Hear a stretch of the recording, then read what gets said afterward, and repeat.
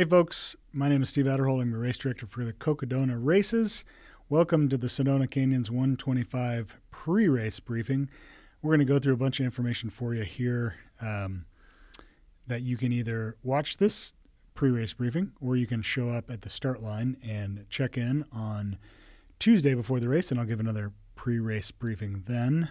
If you're there for that one, the benefit of that is I'll have a bunch of information from our course markers out on the course to give you the latest and greatest details from the course. And also you can ask questions in the Q&A session. But anyways, feel free to watch right now. It is mandatory that you watch either now or watch the pre-race briefing right before the race start. I apologize if I stumble with words because I'm just as sleep deprived as you will be by the time you reach the finish line. But yeah, bear with me. We'll both be stumbling around in the dark in the next week. So yeah, okay, let's get started. Schedule. So you can check into the race and go and do packet pickup starting on Saturday, May the 4th at our Aravaipa office here in Phoenix, right next to the airport. That is from 1 to 4 p.m. on Saturday, May the 4th. So that's option 1 for you. Option 2 is at the start line on Tuesday, May the 7th. At the start line in Jerome. Both of those locations, you could drop off all of your drop bags. At packet pickup at either of the two locations, we're going to confirm that you have the course file downloaded to your GPS-enabled device. Most people, that's a phone. Some people, that's a watch.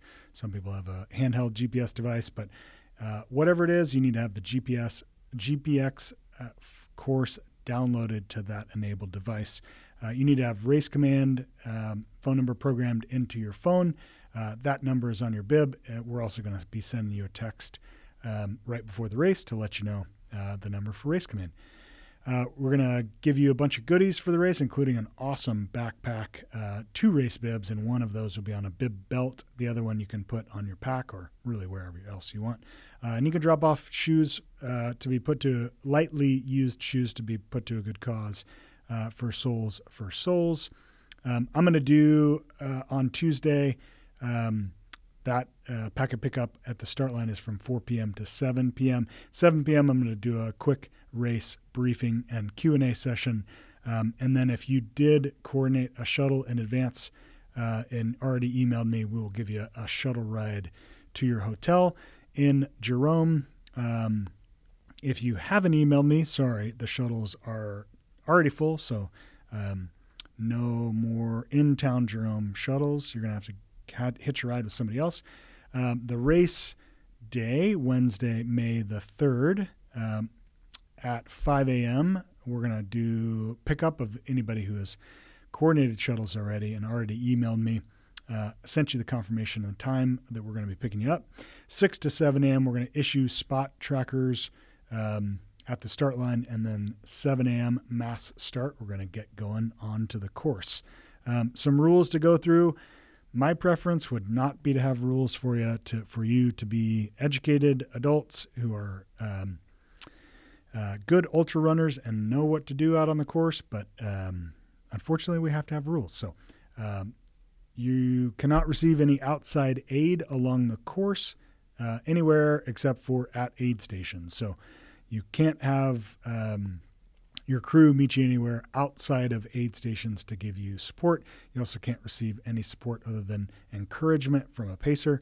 For leaving the course, there are one of 2 options. You can leave the course on foot anywhere along the course to walk to a hotel to sleep, or you can check out of an aid station, leave your bib, and leave your spot tracker at the aid station, get into a crew vehicle and drive to a hotel to sleep. If you want, there's a number of hotels along the course to do that, and then you could come back to the aid station, check back in, get your bib, and get your spot tracker, and continue along your merry way. Those are the only 2 ways to leave the course. If you do need to drop in that unfortunate scenario, you have to do so at an aid station. Check in with the aid station captain, and they'll have you fill out a drop form and turn in your spot device. And no dogs. I love my dogs. You probably love yours too. We had 3 runners bit by dogs last year at the race, so Can't have any dogs, even with your crew in your crew vehicle. Nowhere along the course can we have dogs. Gear requirements. So at all points along the course, you need to have the following items. A cell phone. Lots of times it's in airplane mode. GPS-enabled device. Most people, that is also their phone. If you do have the course downloaded to your watch, I highly recommend that you also download the course to your phone. In those really hard to navigate intersections, having it on your watch is hard to see, hard to scroll in and out. A phone is much easier to navigate in the hard to see locations, harder to figure out where you're going intersections. So cell phone, GPS enabled device, headlamp, collapsible cup for aid stations, space blanket, and a whistle. All those are needed everywhere along the course. Also, your pacers need to have the same items with them everywhere along the course. We will have a mandatory gear check at the following locations for the 125-mile race: at Sedona, mile 38, mile 55 at Munns Park, mile 87 at Fort Tuthill, and 105 at Walnut Canyon.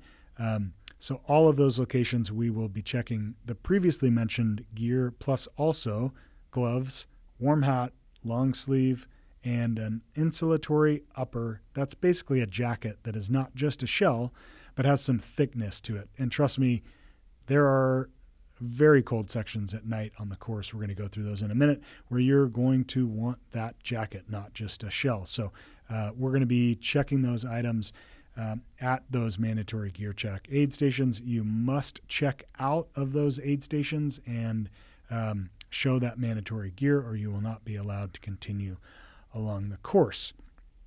The weather is looking great. Oh, one other piece of gear that is required at Walnut Canyon, should it be raining or snowing, is a waterproof jacket with a hood. Looks like the weather's going to be great for us. So it's going to be cool most of the hot parts of the course, and cold in the cold sections of the course, and sunny, so no weather anticipated in the forecast. Let's talk about that GPS-enabled device. So you do have to have the course downloaded. That GPX file is now finalized, so you can go ahead and download it. I put a couple of different versions of the course in the CalTopo file. So there's Sedona A, Sedona B. So there is a section, and we're going to be talking about it here in just a minute, that we will have you guys skip. And you're going to get into a shuttle and drive to the next aid station and start running again. So that's why there's an A and a B, and they're not connected.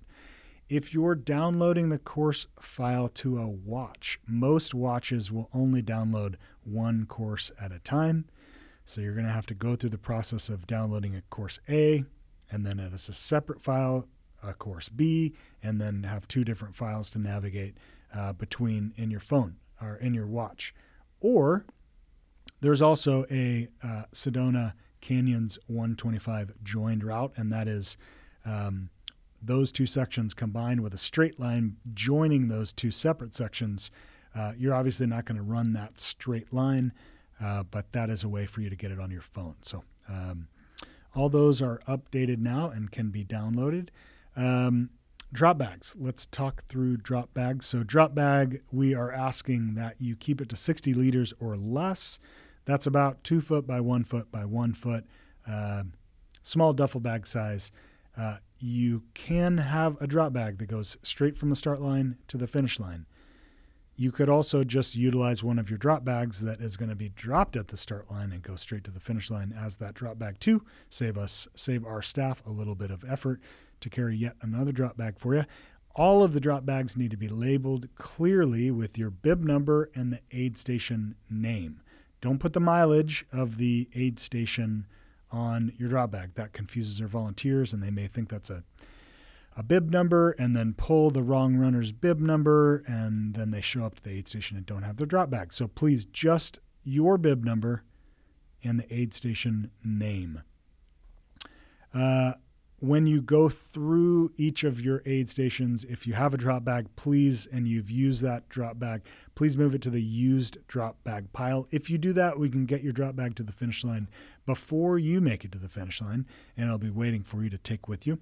If you don't move your drop bag from the to the used drop bag pile at an aid station, probably not going to beat you to the finish line. We do have that location where we're skipping from Schnebly to Munns. I'm going to talk about that in a little bit, but before I do, we don't have a drop bag for you at Munns. We do at Schnebly Hill. You can get your drop bag from Schnebly Hill, and on the shuttle ride, you can have that drop bag with you and then just drop it off at Munns Park at the aid station there. And so effectively, your one drop bag, your Schnebly Hill drop bag, is both Schnebly and Munns. Okay, bib numbers have been assigned. You can go to the cocodona.com website, and right up at the top it says 2024 bib number assignments. Click on that. You can see your bib number. Let your family and friends know what your bib number is so they can follow along your journey along the course. Okay, speaking of the course, let's look at the course. Okay, so as an overview of the course here, we are starting in Jerome. Wednesday at 7 a.m., you guys are going to get started. Right just a very short distance into the course, you're going to be joining the 250-mile course, and you're going to be with the 250-mile on and off for the rest of the race. You are not going to go to the Jerome aid station, which is here. You're going to bypass that. So make sure not to go into the Jerome aid station. If you do, you're just going to turn right back around and continue out of Jerome. The section leaving Jerome is a very steep downhill down a power line corridor and then kind of through some private property. It's pretty rough through here. It's very steep and loose. Pardon my French, but it's a little bit bullshit. But that's the route that we get to take to get down to Clarkdale. So once you get through Clarkdale, you're going to cross the Verde River. It's between mile 8 and mile 9, right before you make it to the Dead Horse aid station. Dead Horse is your first aid station. No crews at Dead Horse. You can have a drop bag that will be at mile 10 for Dead Horse. This is the first location, other than bypassing the Jerome aid station, where you will leave the 250-mile course. So the 250-mile course continues towards Sedona on single track. Unfortunately, this section is filled with the Arizona cliff rose, which is an endangered species of plant, and the Forest Service feels like that's too much of an impact to have the 250 and the 125s go through that cliff rose habitat. So we're going to depart you from the 250 in Dead Horse. You're going to make a lap around, run right past the Verde River again. A beautiful little riparian area there in the desert, and then you're going to run through the town on city streets, through the town of Cottonwood, up Arizona 89, and then out Bill Gray Road to join back with the 250-mile course at the Lime Kiln Trail and continue on to Sedona. So that's the first bypass. Make sure you're watching for those signs. There will be critical race distance split ahead and signage that says Cocodona one way, Sedona Canyons the other way. So make sure you go the right direction on that. The next item to talk about is the Deer Pass aid station. So that is mile 23 of your course. No crew at Dead Horse. We will have a drop bag for you. That'll be at Dead Horse. And then continuing on into Sedona. Sedona is very beautiful. You're going to be going through it during the day, which is awesome. Also means that it's going to be quite hot. This year, the weather is looking actually pretty cool, but still warm, in the low 80s and upper 70s. Still feels pretty hot with that full sun in midday. So Sedona will be hot. We've got an aided station for you between Deer Pass and the Sedona aid station. Okay, and then going into Sedona. So the Sedona aid station, it is a city park. It is heavily used by the locals in Sedona, and that parking lot fills up during the day. So it's that parking lot is just chock full when you guys are going to be coming through. So we're going to have all of the 125 crews park around the corner. This is the St. John Vianney Catholic Church. So we're going to have you guys park there. We're going to be running a shuttle. It's an 0.8 of a mile walk. Feel free to walk, or we'll be running that shuttle just continuously from noon until the last runner on Wednesday between the Sedona aid station parking lot for the 125 distance and the aid station in Sedona. Note that the Sedona aid station is in a parking lot at the park. It gets quite hot in the middle of the day, and we are in a asphalt parking lot, so it's pretty hot and pretty crowded. So any of your crews, please ask them to, hang out in Sedona, hang out in their car, and then before their runner arrives, before you arrive, ask them to take a shuttle over and just not crowd up that aid station because it's pretty hot and there's not much shade there. So might as well hang out not at the aid station until you're getting close. Okay, then leaving Sedona, we've got a bunch of amazing single track for you. You are going to cross under the Midgley Bridge, cross Oak Creek, which you will not be able to get keep your feet dry. You're definitely going to get your feet wet when you cross Oak Creek. The water level is pretty low, but the water is moving pretty fast, so we will have a hand line crossing Oak Creek for you. And then you start your climb up Kasner Canyon. This is a big, long climb up Kasner Canyon. We'll have a water station right up at the top for you. And then it does get cold. So from here on out, you're up on the Coconino Plateau or the Mogollon Rim. And at night, it, as I said, gets quite cold. So that's why we have your first mandatory gear check at Sedona. You'll have to check out with the aid station captain there in Sedona. They'll make sure you have the required gear before you continue on. And, when you're in Sedona, it may be quite warm, but by the time you get up here, it could be quite cold. It will be cold at night. So that's why we have the gear check in Sedona.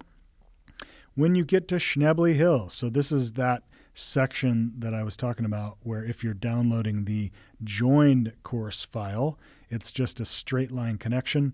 If you're downloading it to your watch, that's the file you want to download.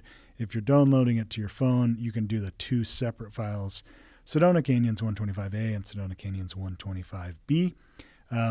This section through the Schnebly to Munns Park, the 250 runners continue on and continue running.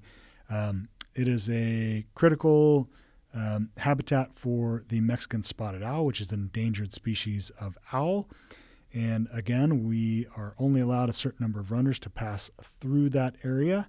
So unfortunately, you guys are going to have to stop running at Schnebly Hill, get into a shuttle, drive the quick 9-minute drive to Munns Park, where you can get to the aid station and start running again.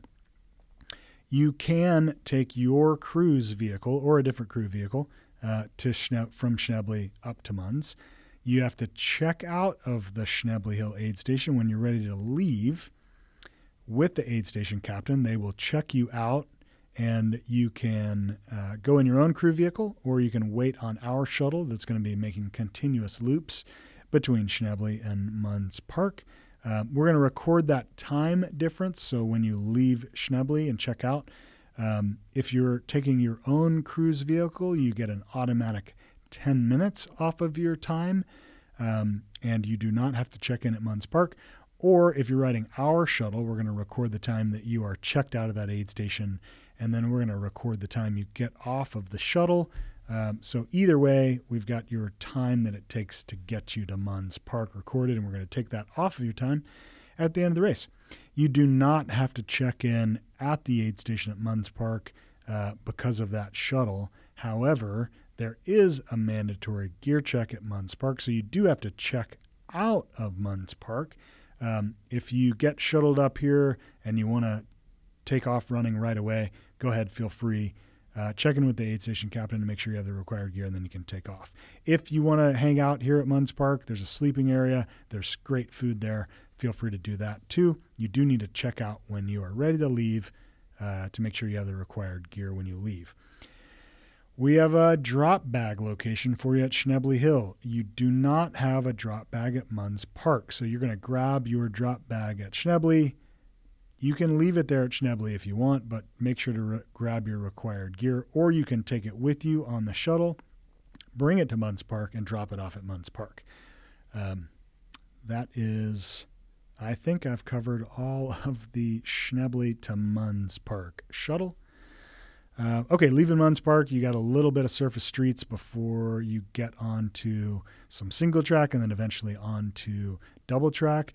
You are going to be with the 250-mile course for a while through here until you deviate off of the roadway and onto some single track. This is great single track all the way through here on the Kelly Canyons trails. The 250-mile distance will be on Forest Road 700. That parallels your course but is different. Make sure you make that turn there. There is going to be lots of course markings, but we want to make sure you get on the 125 course into Kelly Canyon. You're going to join back with the 250-mile course right at Kelly Canyon. Leaving Kelly Canyon on your way to Fort Tuthill, there is a loop right before the Fort Tuthill aid station that you're going to have to do. That's about an 8.5-mile loop. It's a nice, easy dirt road leaving and an awesome single track coming back towards Fort Tuthill. The 250-mile distance does not do this loop. Make sure that you make that turn. It's a four-way turn, so you guys are going to turn left. The 250 course is going right, and then you're going to do a clockwise loop and then head into Fort Tuthill.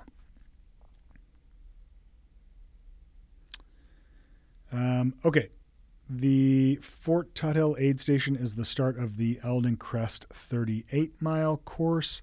That is starting on Friday at 7 a.m., so you'll be joining up with that distance at Fort Tuthill. Continuing on, there is another location where we split from the full 250-mile distance.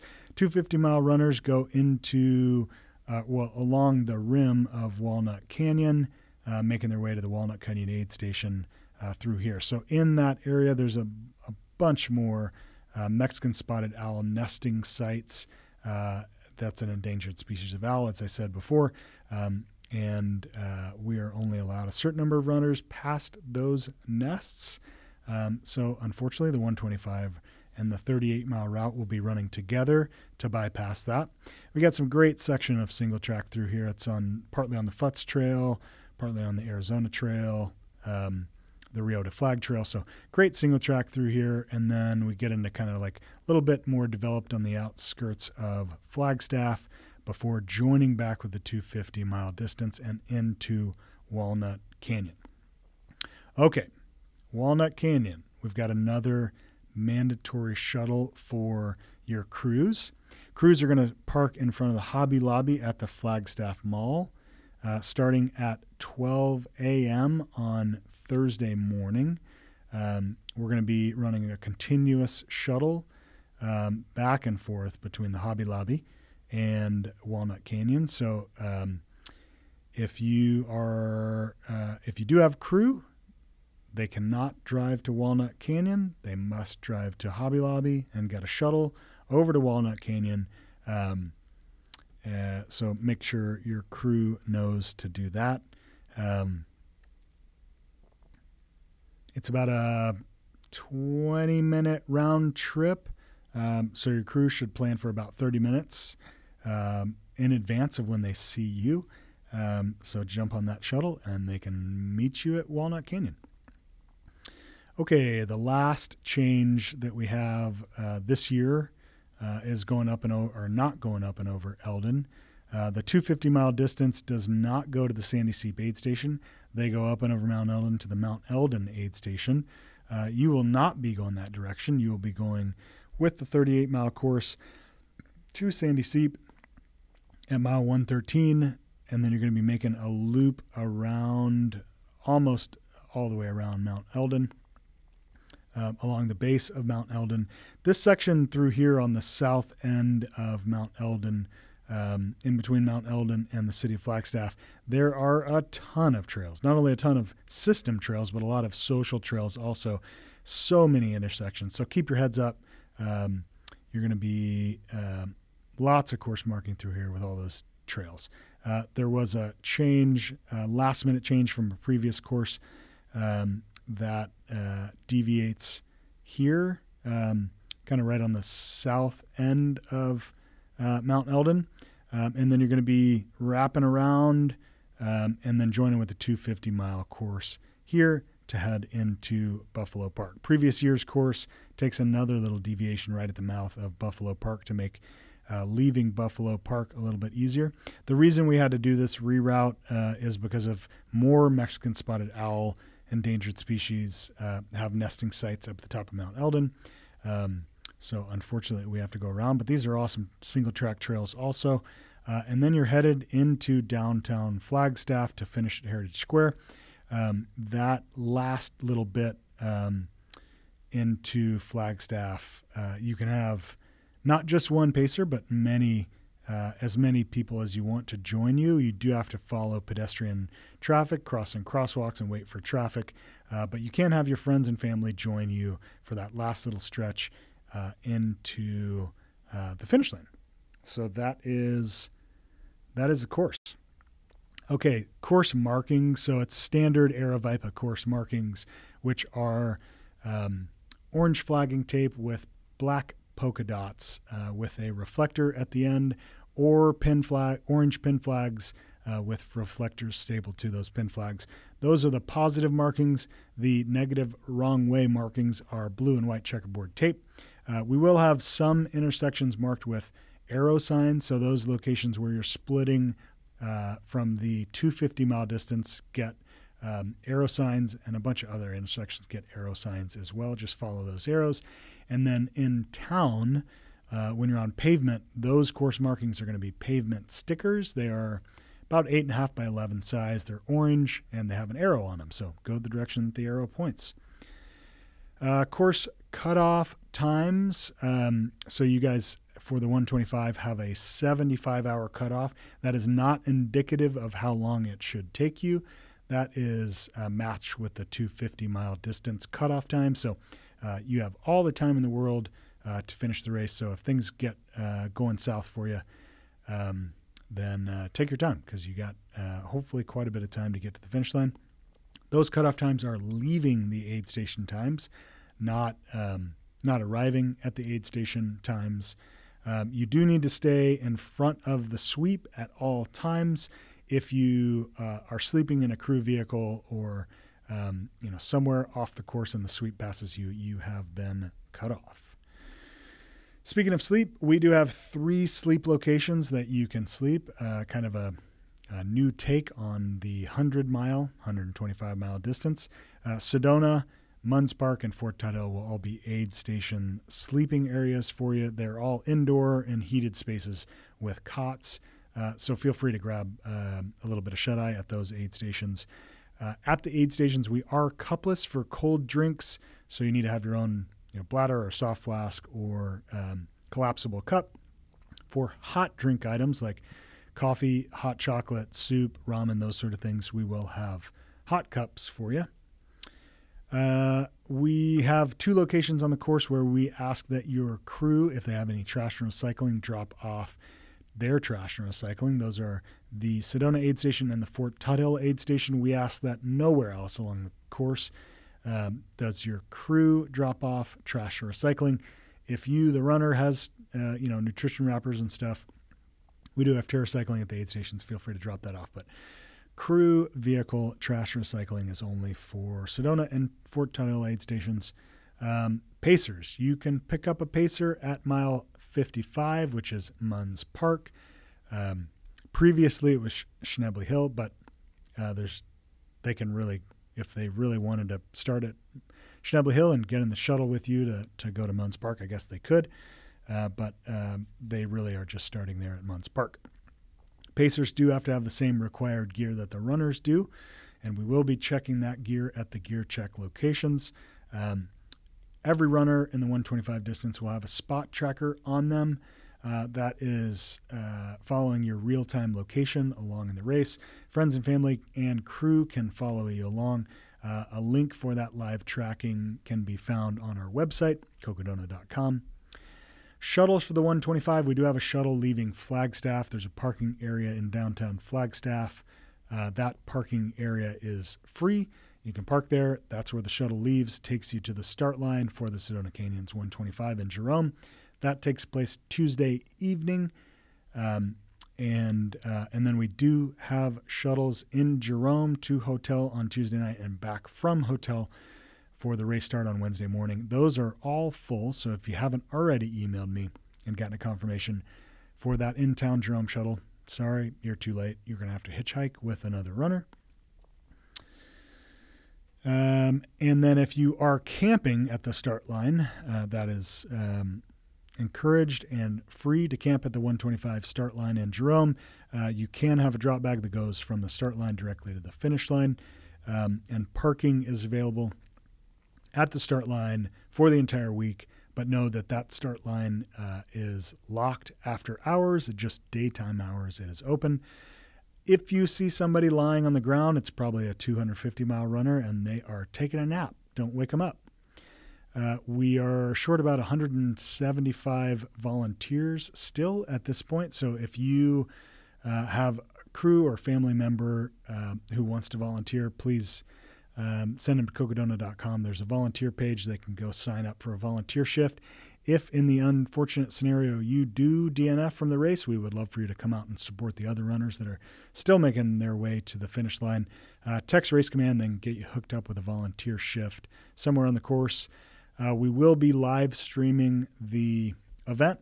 There's a link to get to the live stream on YouTube on the Cocodona webpage. Feel free to check that out, and your friends and family can follow along in all of your pain and fun and suffering. We can't wait to see you in just a few days. It's been a long time coming, but we can't wait to see you at the start line and along the course. Take care, and we'll see you on Wednesday. All right.